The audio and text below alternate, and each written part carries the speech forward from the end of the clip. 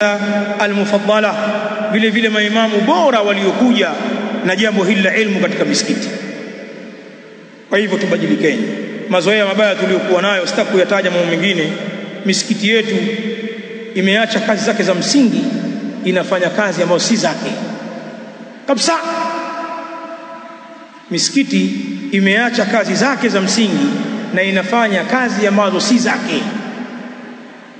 Hivi leo twaona msikiti hauna darasa hata moja, si la watu wazima, si vijana mabarobaro, si watoto, si wanawake, lakini utaona wanakamati wamekaa wafikiria namna ya kuutoboa msikiti kwa nyuma waweke nasari.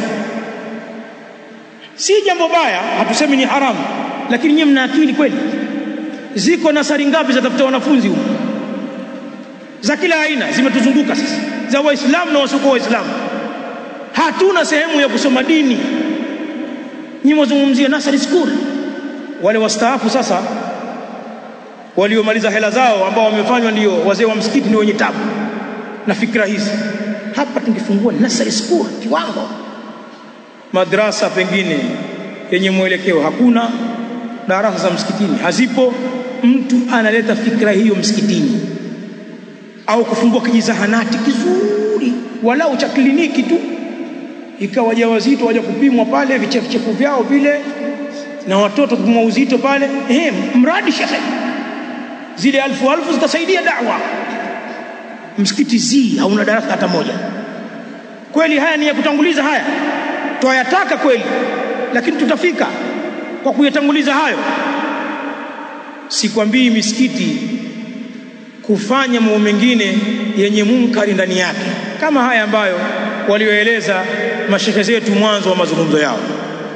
Misikiti ikajadili vikao vya maulidi, watu wakakaa kupanga mwaka huu ng'ombe wangapi, mbuzi wangapi, haya michele nkina nani, ikatajwa hapo. Msikiti ukaandaliwa mapambo, taa mpya, vimulimuli, speaker zitengezwe, wanawake watakaa huku, wanaume watakaa huku kwa ajili ya hadhara za kimaulidi. Ndio misikiti ya leo. Na misikiti mingine yapanga mambo yaliyokuwa yamekwenda mbali zaidi kuliko hayo. Ayuha nas, hebu turudini katika malengo ya misikiti yetu. Hebu tuige mafundisho ya Mtume sallallahu alaihi wa alihi wasallam kuhusu misikiti. Nadhani